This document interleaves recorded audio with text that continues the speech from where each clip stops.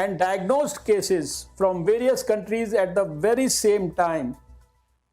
I would like to make it clear that no such clinching evidence is as yet available regarding this. Therefore, the reported outbreak of COVID-19 from Wuhan in China has been recognized as the first report worldwide. This question is by Anil Yadav ji, who has asked, Sir, what does 95% sensitivity actually mean? If we do 100 tests, will the RT-PCR test be able to accurately detect coronavirus 95% of the time?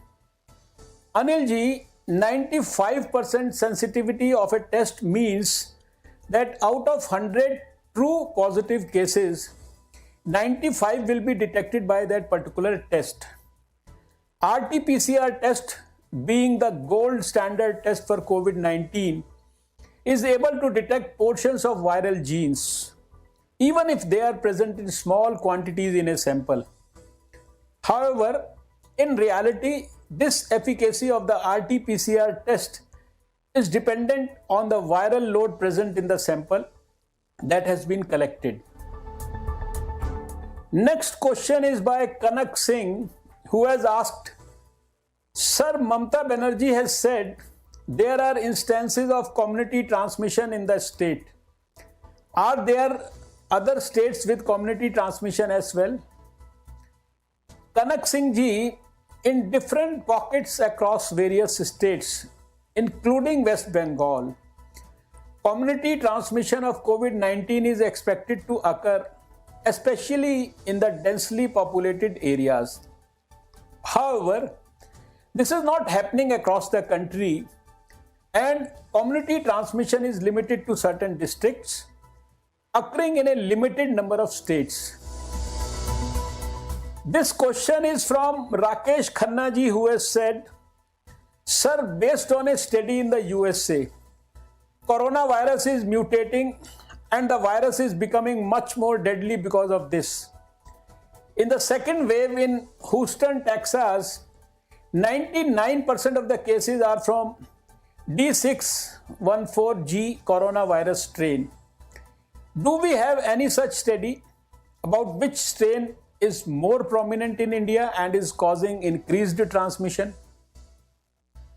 Rakesh ji, I can assure you that as of now, no mutation of coronavirus has been detected in India, which is either more transmission efficient or more pathogenic. ICMR has already been studying this matter in detail. This question is by Varun Khanna, who has asked, Sir, Ministry of Health and Family Welfare has released guidelines for public places and workplaces. However, they did not release any guidelines for jails. Why are you not treating them like humans? Varun ji, I would like to inform you that the Ministry of Home Affairs has already issued guidelines and protocols on the management of COVID-19 in Indian prisons to be followed while dealing with persons arrested and detained and those in correctional homes. Please go through the guidelines available on the Ministry of Health website. They are very comprehensive.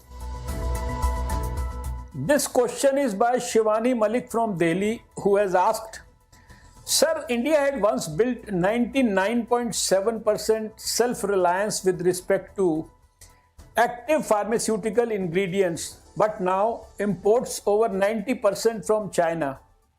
India was a pharma giant, but has now become essentially a finished dosage hub instead of a scientific research hub. What is the government doing to change this? Shivani ji, the government has sanctioned the development of 3 mega bulk drug parks in India in partnership with states under a new scheme worth $394 million. The funds will be used to finance the construction of these 3 parks focused on manufacturing of 56 active pharmaceutical ingredients, APIs, which are essential for affordable healthcare. Additionally, the government has also announced its intention to introduce a production-linked incentive scheme aimed to boost indigenous manufacturing of active pharmaceutical ingredients and key starting materials. All these measures will decrease our dependence on imported APIs and gradually make us self-reliant. As you know, that we are heading towards an Atmanirbhar Bharat. Our aim is to be completely self-reliant, especially in the pharma sector. Next question is by Gaurav Mehta from Mumbai, who has asked, Sir, markets are flooded with hundreds of white blue colored oximeters from China and people have no idea what to buy. My questions are, firstly, how can we be sure that we are buying a medical grade and not some garbage Chinese product? And secondly, is there a certification we should look at before purchasing to ensure its quality? Gaurav ji, while purchasing pulse oximeters from the market or from the online retailers, the consumers should look for FDA or CE approved products with ISO, IEC specifications. A pulse oximeter measures SpO2, which is the oxygen saturation level of a person. This level is 95 to 100% in the case of a normal person. SpO2 or the oxygen saturation is a measure of the amount of oxygen carrying hemoglobin in the blood relative to the amount of hemoglobin not carrying oxygen. The body needs there to be a certain level of oxygen in the blood or it will not function as efficiently. It is important to note that a dip in the oxygen level is not a COVID-19 symptom in itself, which may be due to other diseases as well.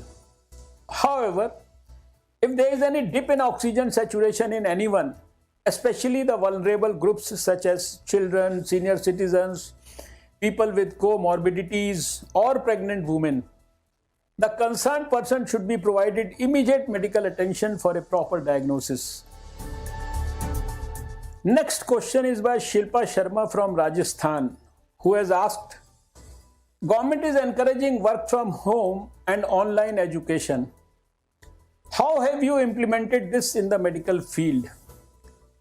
Shilpa ji, in view of the COVID-19 pandemic, medical colleges and institutions in India are conducting online theory classes for MBBS students, which has been approved by the National Medical Commission. We have also issued standard operating procedures on professional training for medical postgraduate students in the context of COVID-19.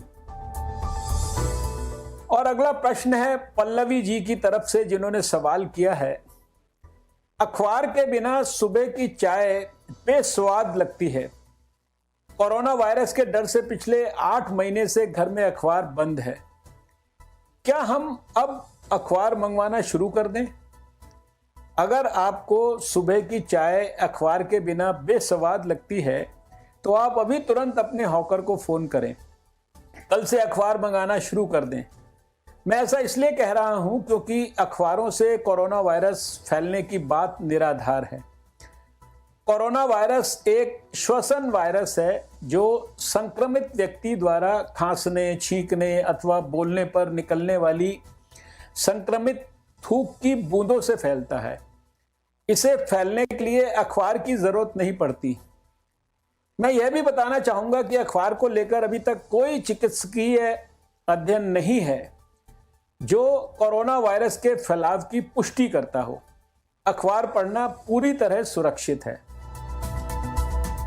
Deepak Yadav ji from Uttar Pradesh has asked, Kerala was initially portrayed as a model state for battling COVID-19, and the state health minister K.K. Shailaja was even honored by the United Nations. However, now the state is inching towards the 3 lakh cases mark and setting daily records for clocking new cases. Where did Kerala go wrong? And what can other states learn from it? Deepak ji, between January 30th and May 3rd, Kerala reported just 499 cases and 2 deaths. And the majority of confirmed cases were concentrated in the Kasaragod and Kannur districts. Subsequently, COVID-19 cases cropped up in other districts due to increase in both inter and intra-state movement of people due to trade and tourism. And then the epic curve of Kerala changed completely due to Onam festivities across the state during the months of August and September. Onam festival lasted between 22nd of August to September 2nd. During this period, there were huge congregations across the state where people collected in large numbers and obviously did not take adequate precautions. Kerala, which was reporting an average of 2,000 daily cases in the first week of September 2020, reached 4,000 average daily new cases fortnightly, which means Kerala started adding 7,000 to 8,000 daily new cases. You can say that Kerala paid the price for its gross negligence. After having good control on the virus during the initial phase of the pandemic, the situation now has worsened. I would say that other states should learn a lesson from Kerala's spurt in COVID cases due to negligence during the Onam season. I would also say that all states need to be careful during the coming festival season and ensure that COVID appropriate behavior is followed diligently. Otherwise, it may result in a rapid increase in cases across India. This caution must be exercised for the next 3 months at least. Priyansh Sharma ji from Allahabad, Uttar Pradesh has asked, Sir, in the last Sunday Samvad, you mentioned that a lot of states have completely used up the grants given to them in phase 1. Is there a plan to have phase 2 for further release of grants? Priyansh ji, you are right that under phase 1 of the COVID package, some states had failed to use the grants given to them. And there were some who have used these grants fully.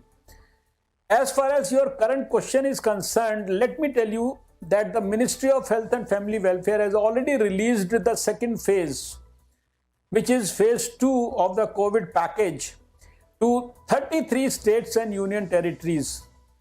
The total amount released in the second package amounts to a total of rupees 1,352 crores.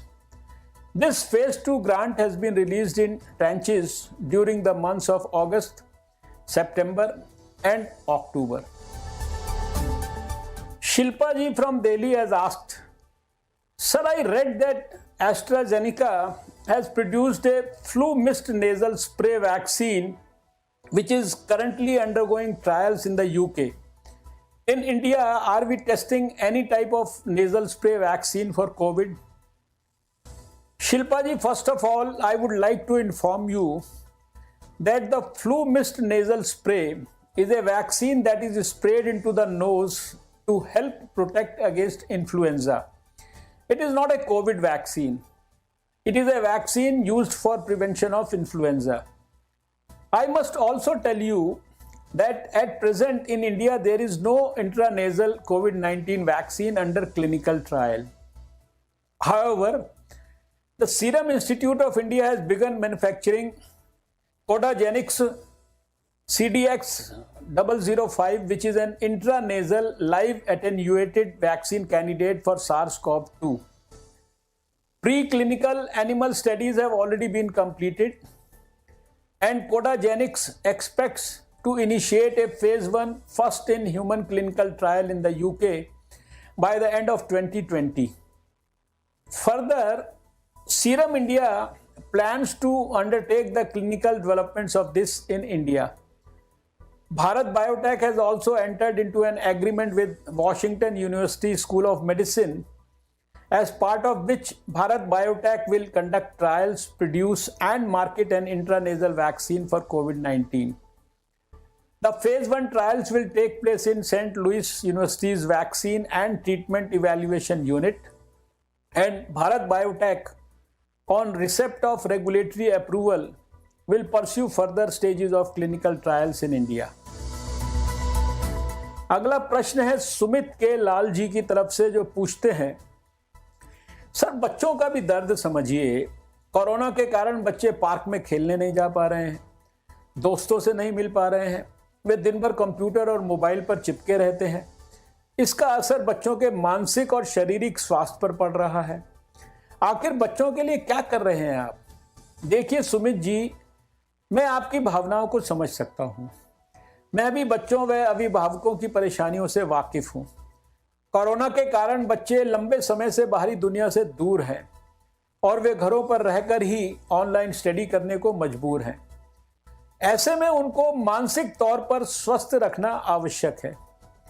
हालांकि स्कूलों को खोलने की अनुमति केंद्र सरकार द्वारा दे दी गई है, लेकिन इस बारे में अंतिम फैसला राज्य सरकारों पर छोड़ा गया है। प्रदेश सरकारें अपने राज्य और क्षेत्र विशेष आदि की वास्तविक स्थिति का आकलन करते हुए एजुकेशनल इंस्टीट्यूट्स को खोलने पर अंतिम फैसला लेने के लिए स्वतंत्र हैं। इस सब के बावजूद आज मैं पेरेंट्स और बच्चों को इस बारे में कुछ सुझाव देना चाहूँगा। सबसे पहले तो ऐसा रूटीन बनाएं जो आपके बच्चे के लिए एक निश्चित समय निर्धारित करता हो, जिसमें study time, play time, nap time और ऑनलाइन टाइम जैसी सभी एक्टिविटीज़ शामिल हो। इस महामारी के समय बच्चों और युवाओं के लिए डेली रूटीन बनाना बेहद महत्वपूर्ण है। प्लान बनाएं और उन्हें घर के कामों में भी शामिल करें।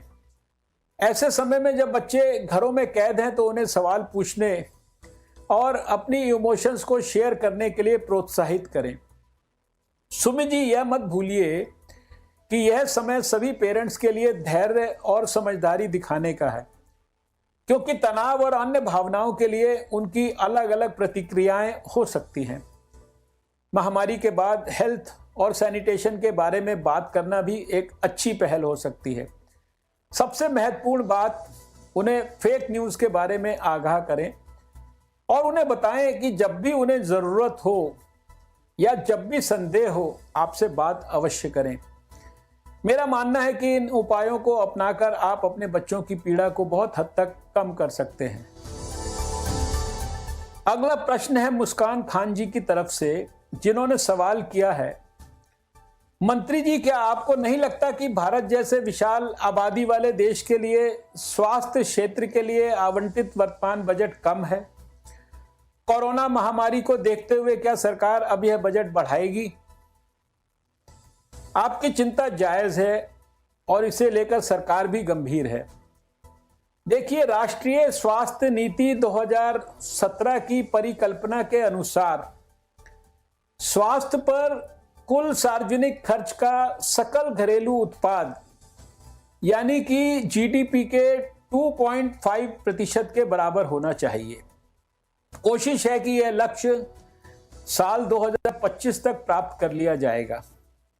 रही बात भारत जैसे विशाल देश के लिए स्वास्थ्य बजट की बात की, तो मैं संडे संवाद के इस मंच से देश को बताना चाहूंगा कि 15वें वित्त आयोग का पहली बार स्वास्थ्य वित्त पोषण पर एक पूरा चैप्टर समर्पित करने का फैसला हुआ है।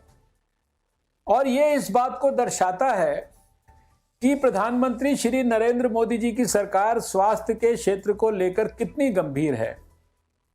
और मैं आपको बता दूं कि हेल्थ सेक्टर के लिए इस समय एक्सपेंडिचर फाइनेंस कमेटी का 65,558 करोड़ रुपए का भी प्रस्ताव विचाराधीन है। वैसे देखा जाए तो सरकार स्वास्थ्य बजट में लगातार बढ़ोतरी कर रही है। रही बात भविष्य में कोरोना जैसी महामारी से निपटने के लिए बजट की, तो भारत ने दुनिया को दिखा दिया है कि आपदा को कैसे अवसर में बदला जा सकता है। कोरोना से निपटने में हम दुनिया के किसी भी देश के मुकाबले पीछे नहीं हैं। सभी मापदंडों पर हम बेहतर प्रदर्शन कर रहे हैं। एक समय था जब पीपीई का स्वदेशी उत्पादन नहीं हो रहा था। आज हम इस मामले में आत्मनिर्भर हैं और निर्यात करने की भी स्थिति में हैं। जिन वेंटिलेटर्स के लिए हम विदेशों पर निर्भर थे, वो आज भारत में बन रहे हैं। शुरू में हमारे पास कोविड टेस्ट के लिए एक लैब थी, आज यह संख्या 1950 से अधिक हो गई है।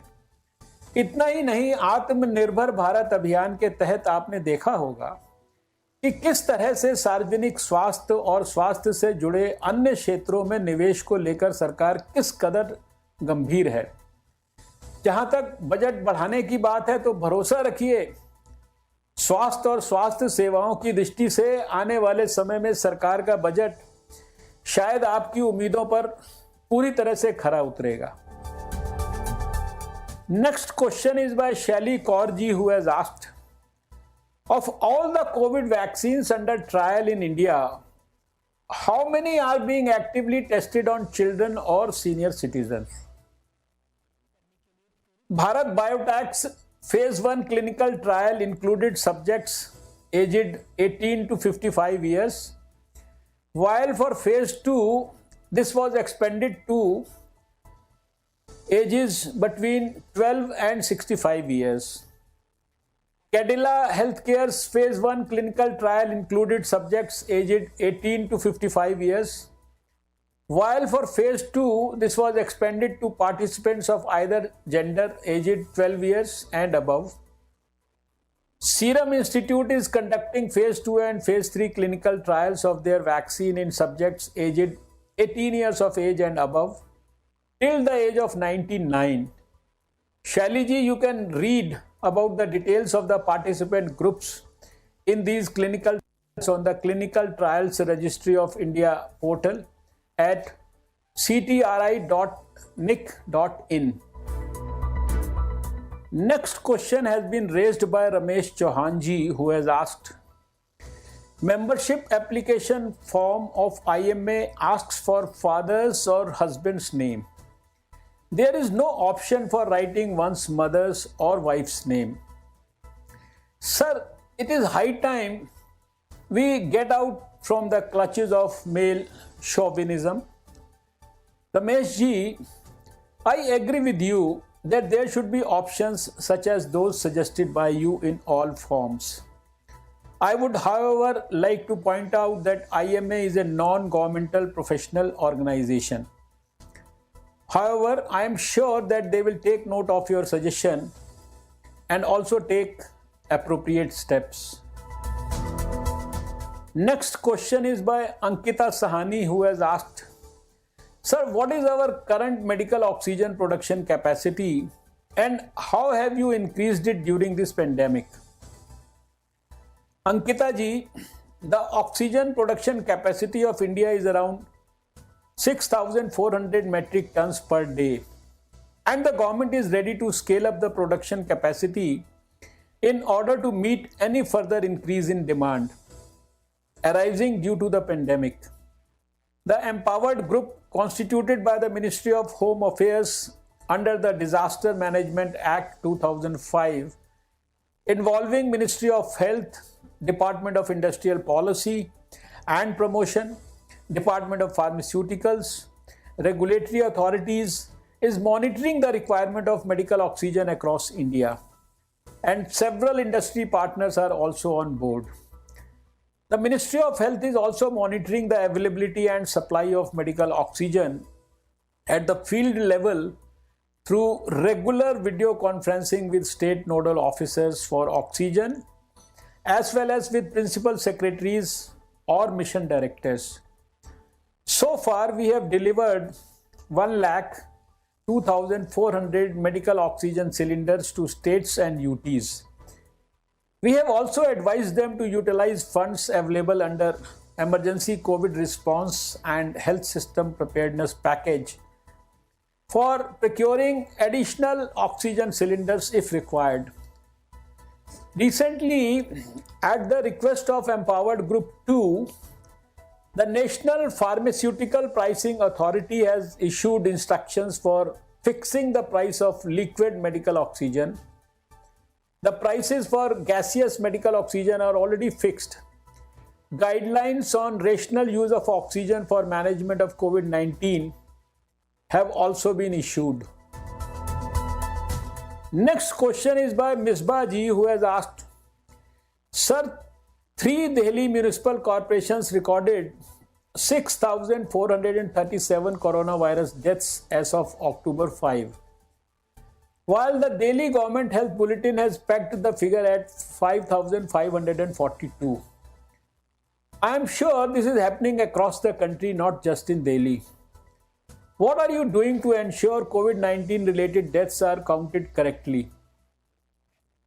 We have taken up the issue of correct certification of COVID deaths with all states on multiple instances during video conferences and have shared the correct modality of reporting of deaths with the states to ensure consistency in reporting of COVID-19 related deaths.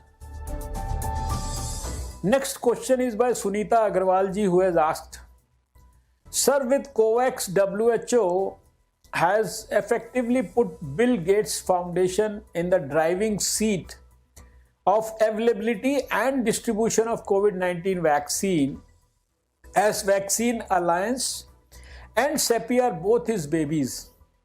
As chairman of WHO's executive board, how can you let a non-transparent NGO decide the fate of billions of people across the world? Sunita ji, let me tell you that I am personally determined to ensure fair and equitable distribution of the COVID-19 vaccine, while also following transparent mechanisms and principles of ethics and equity. The COVID-19 Vaccine Global Access Facility, which is called COVAX, is an initiative of 172 countries. This is a platform to exchange expertise and enable equitable access to the vaccine. COVAX plans to pool economic resources of its member countries to achieve 2 objectives: enable vaccine developers to make high-risk investments for the development of vaccines, and subsidize vaccine costs for middle and low-income countries. COVAX is co-led by Gavi, the Coalition for Epidemic Preparedness Innovations CEPI, and WHO. Right now, we are all working together to accelerate research, development, and manufacturing of COVID-19 vaccine candidates, and to make available at least 2 billion doses of COVID vaccine by the end of 2021 to protect high-risk and vulnerable people globally.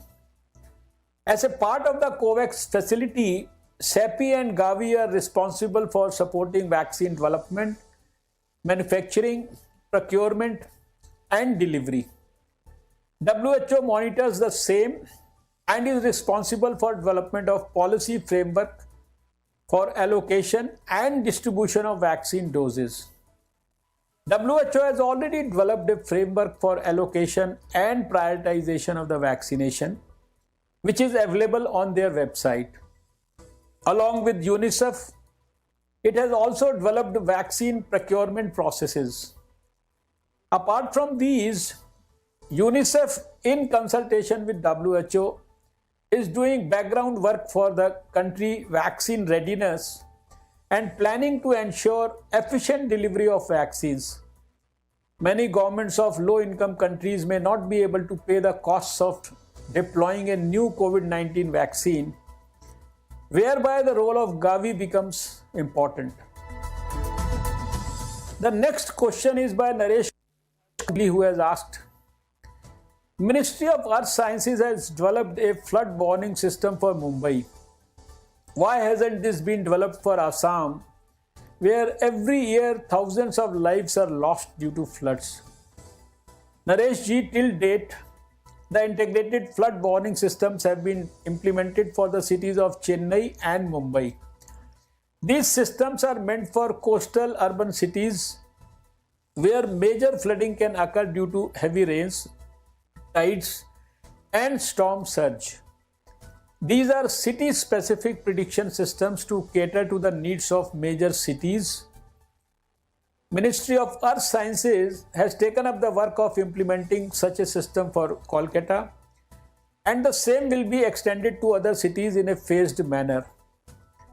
However, for large-scale floods occurring over the entire country, including Bihar and Assam, the Central Water Commission generates flood warnings based on the rainfall forecasts given by Indian Meteorological Department. Therefore, at present, flood warning systems are in place for issuing warnings for the general public as well as the government for river-based floods. अगला प्रश्न है रेणुका जी की तरफ से, जो पूछती हैं, देश में विज्ञान के क्षेत्र में महिलाओं की भागीदारी बढ़ाने को लेकर सरकार कितनी गंभीर है? सरकार इसके लिए क्या कदम उठा रही है? देखिए रेणुका जी, महिला सशक्तिकरण के लिए भारत सरकार ने पिछले कुछ वर्षों में अनेक कदम उठाए हैं और कई योजनाएं भी शुरू की हैं। विज्ञान और प्रौद्योगिकी मंत्रालय भी इस दिशा में पीछे नहीं है। मंत्रालय की पूरी कोशिश रही है कि विज्ञान के क्षेत्र में महिलाओं की भागीदारी अधिक से अधिक हो। विज्ञान और प्रौद्योगिकी के क्षेत्र में महिलाओं की हिस्सेदारी बढ़ाने के लिए सरकार एक विशेष योजना किरण यानी knowledge involvement in research advancement through nurturing चला रही है। यह योजना उन पढ़ी लिखी महिलाओं के लिए है जो कई बार पारिवारिक परिस्थितियों के कारण विज्ञान और प्रौद्योगिकी क्षेत्र में अपना नाता तोड़ लेती हैं। इनके ब्रेक इन कैरियर के पीछे अक्सर मातृत्व और पारिवारिक जिम्मेदारियां होती हैं। महिला वैज्ञानिकों की इस परेशानी को देखते हुए हमने वुमेन साइंटिस्ट स्कीम्स शुरू की है, जिसके 3 भाग हैं, WOS-A, WOS-B और WOS-C। WOS-A के तहत कैरियर में ब्रेक लेने वाली महिला वैज्ञानिकों को फेलोशिप्स और बेसिक एंड अप्लाइड साइंसेज में रिसर्च के लिए सरकार मदद देती है।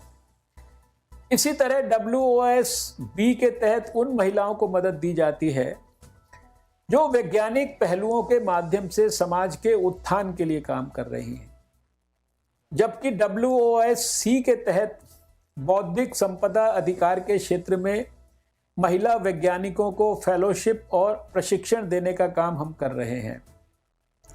इतना ही नहीं, 2016 में महिलाओं को विज्ञान के क्षेत्र में प्रोत्साहन देने के लिए एक स्थायी समिति का भी गठन किया गया था, जिसके लिए प्रधानमंत्री नरेंद्र मोदी जी ने स्वयं निर्देश दिया था। इसका उद्देश्य यह देखना है कि इस दिशा में किए जा रहे प्रयास कितने प्रभावी हैं और उनमें किस तरह के सुधारों की आवश्यकता है। यूनिवर्सिटी लेवल पर बालिकाओं में विज्ञान के प्रति रुचि जगाने के लिए विज्ञान एवं प्रौद्योगिकी मंत्रालय की किरण योजना के तहत क्यूरी कार्यक्रम यानी consolidation of university research for innovation and excellence in women universities भी चलाया जा रहा है, जिसके उत्साहजनक परिणाम सामने आ रहे हैं। इसके अलावा वुमेन टेक्नोलॉजी पार्क्स की स्थापना, Indo US fellowship for women in stem, विज्ञान ज्योति और गीता जैसी योजनाएं भी इस बात की गवाह हैं कि हम विज्ञान के क्षेत्र में महिलाओं को अधिक अवसर प्रदान करने के लिए प्रतिबद्ध है। इसी तरह डिपार्टमेंट ऑफ बायोटेक्नोलॉजी भी अपने बायो केयर प्रोग्राम के माध्यम से महिला वैज्ञानिकों को अवसर प्रदान कर रहा है। इस तरह देखा जाए तो विज्ञान और प्रौद्योगिकी विभाग और उससे जुड़ी सभी एजेंसियों का भरपूर प्रयास रहा है कि महिला वैज्ञानिकों के साथ किसी तरह का कोई भी भेदभाव ना हो और उन्हें पूरा अवसर मिले। और शायद हमारी इन्हीं कोशिशों का परिणाम है कि रिसर्च एंड डेवलपमेंट के क्षेत्र में महिलाओं की संख्या तेजी से बढ़ी है। अगर हम 1 अप्रैल 2018 के आंकड़े को देखें तो रिसर्च एंड डेवलपमेंट के क्षेत्र में महिलाओं की संख्या 56,747 थी, जो कुल 3.42 लाख शोधार्थियों का 16.6% था। आपको यह जानकर खुशी होगी कि पिछले 6-7 वर्षों में महिला शोधार्थियों की यह संख्या बढ़कर दुगनी हो गई है। वैसे इस बात से इनकार नहीं किया जा सकता कि सरकार जिस तरह से बालिकाओं और महिलाओं को विज्ञान के क्षेत्र में प्रोत्साहन दे रही है, उसके सार्थक परिणाम सामने आ रहे हैं। All India Survey for Higher Education 2019 की एक रिपोर्ट के अनुसार हाल के वर्षों में विज्ञान में बैचलर्स लेवल पर बालिकाओं की भागीदारी 53% और मास्टर्स लेवल पर 55% तक बढ़ी है। यह हम सब के लिए एक अच्छा संकेत है। और तो और आपको यह जानकर भी अच्छा लगेगा कि फीमेल मेल रेशो के हिसाब से देखें तो साइंटिफिक स्कॉलरली पब्लिकेशन के क्षेत्र में भारत की महिलाएं अमेरिका की महिलाओं के मुकाबले बेहतर स्थिति में हैं, विशेषकर माइक्रोबायोलॉजी, डेंटिस्ट्री, इकोनॉमिक्स और मैथमेटिक्स में। उदाहरण के तौर पर अगर हम माइक्रोबायोलॉजी को लें तो भारत में यह 0.57 है, जबकि यूएस में 0.33 है। वैसे हमारी गंभीरता का अंदाज़ा इस बात से भी लगाया जा सकता है कि science, technology and innovation policy 2020 का जो ड्राफ्ट तैयार किया गया है, उसमें विज्ञान और प्रौद्योगिकी के क्षेत्र में महिलाओं की भागीदारी बढ़ाना मुख्य रूप से शामिल है। इस नीति के तहत रिसर्च वर्क, एडमिनिस्ट्रेशन, अध्यापन और अध्ययन का प्रदर्शन और उपलब्धियों जैसे बहुत से मानकों के अलावा महिला स्टाफ के प्रति संस्थान के रवैये का भी पैमाना किसी भी संस्थान की रैंकिंग के लिए रखा गया है। इस बात पर विशेष गौर किया जाएगा कि महिला वैज्ञानिकों और शोधकर्ताओं की संख्या क्या है, महिला स्कॉलरों को कितने प्रोजेक्ट मिलते हैं और पुरुष स्टाफ की तुलना में उनके साथ भेदभावपूर्ण व्यवहार तो नहीं हो रहा है। वैसे मेरा मानना है कि विज्ञान के क्षेत्र में महिलाओं की भागीदारी बढ़ाने के लिए बड़े पैमाने पर नीतिगत और जागरूकता अभियान छेड़े जाने की जरूरत है। परिवारों तक ये संदेश देने की जरूरत है कि बेटियों को न सिर्फ शिक्षित करें बल्कि उन्हें विषयों के चुनाव में भी आजादी दें। Next question is bye Mohit Khanna who has asked, Sir, I saw a special drive for adverse drug reaction ADR reporting and monitoring of drugs used in COVID-19 pandemic by Indian Pharmacopoeia in a newspaper. Was this drive based on adverse reaction to an existing drug?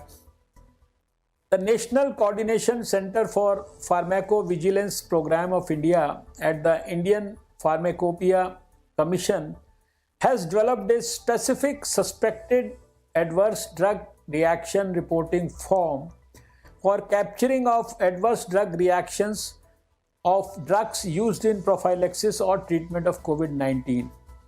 It is not based on any adverse reaction reported with an existing drug, but it is a proactive program of COVID-19 preparedness. The next question is from Rohit Khanna ji from Delhi. He has asked, we have a population of 140 crores. Why are phase 3 trials done in batches of 100, 200 or 300? We should be conducting trials in thousands.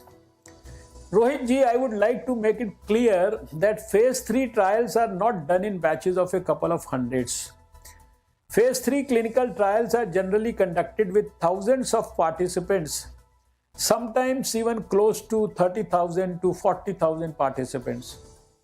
It is possible that from a certain city or hospital, a couple of hundred participants may be selected at a given time. But in general, the overall phase 3 participant pool is much, much larger. Next and the last question we have for today is by Devinder ji, who has asked, in August 2019 in Dehradun, you inaugurated a plant that made diesel from plastic. What is the current status of the project? Yes, you are right that I inaugurated a plant on 27th of August 2019 at CSIR, Indian Institute of Petroleum, Dehradun, that converts waste plastic into diesel. This is a plant under the category of waste to wealth. Our beloved Prime Minister Shri Narendra Modi ji has been encouraging the corporate sector to come forward to set up such projects across India. These are all futuristic projects that can turn waste into energy and all other kinds of wealth. At full capacity utilization, the Dehradun IIP plant can produce about 800 liters of BS6 quality diesel per day from 1000 kilogram waste plastics, mainly polyethylene and polypropylene, which accounts for 60 to 70% of the total waste plastics. This pilot project is based on indigenous technology developed by CSIR IIP. The Indian Institute of Petroleum has asked the Gas Authority of India to oversee the validation of plant design and optimization of process parameters. The plant also has a pre-treatment unit for making the waste plastics from municipal solid waste ready for use for this plant. Over the past 1 year of operations, the trial runs were affected due to the pandemic. However, the plant has achieved up to 50% capacity so far, and further optimization to full capacity is expected to be completed by March 2021. Similarly, an MOU was signed on October 2nd last year between DDA, the 3 municipal corporations of Delhi, and the Council for Scientific and Industrial Research CSIR for setting up such plants in various municipal corporations in Delhi. The Delhi Development Authority DDA has already identified the land for setting up these plants at 3 locations, one each for North, South and East Delhi municipal corporations. The successful deployment of these technologies in Delhi would not only help in reducing plastics accumulated in landfills over the years and eliminate requirements of new landfill sites, but also provide multiple benefits to DDA and municipal corporations.